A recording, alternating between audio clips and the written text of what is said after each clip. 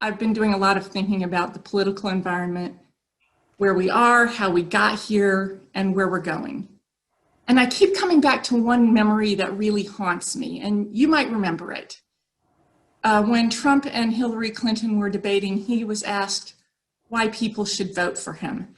And he responded, "What do you have to lose?" And I laughed, but I was wrong. His answer was brilliant, because the answer for too many people was, I have nothing to lose. There are a lot of people in this nation, in Arizona right now, with nothing to lose. And Trump's win was merely a symptom of that. Do you know there is a whole genre of videos on YouTube with literally millions of subscribers about how to live in your vehicle? Do you think these folks living in their cars care about social injustice associated with climate change? No. They're trying to figure out where they can park for the night without getting hassled. These are people who have nothing more to lose.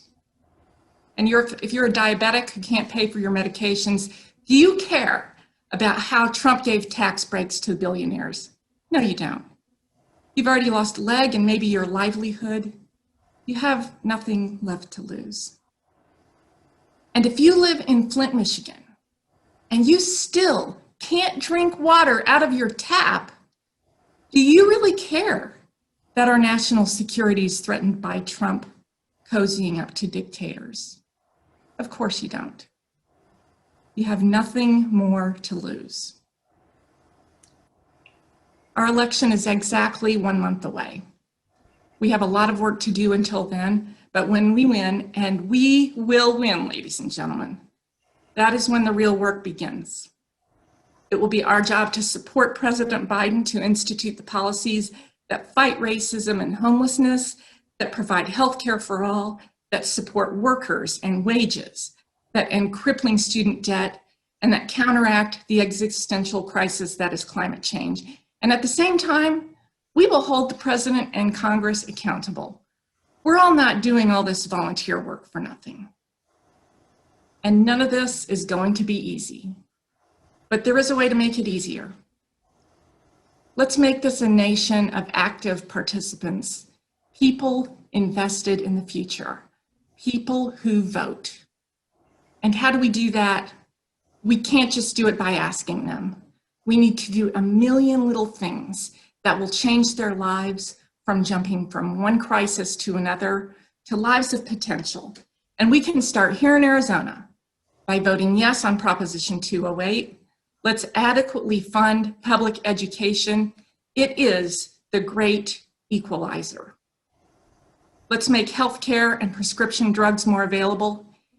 And the rash of impending evictions in Pima County that we're hearing about, that simply does not have to happen in the richest nation in the world.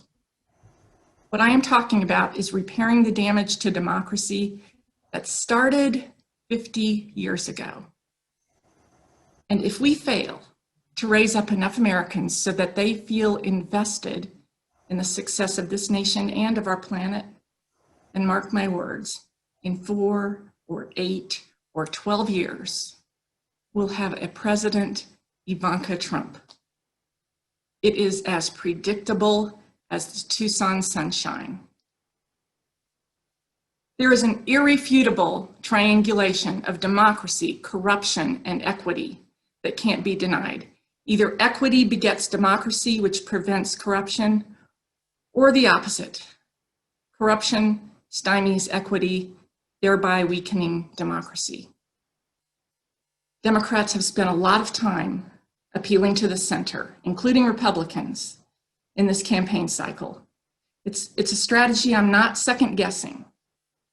But after the Republicans go home, back to rebuilding the steaming pile of wreckage that is their party, the long-term battle will be won with progressive policies that promote equity, prohibit corruption, and allow democracy to thrive.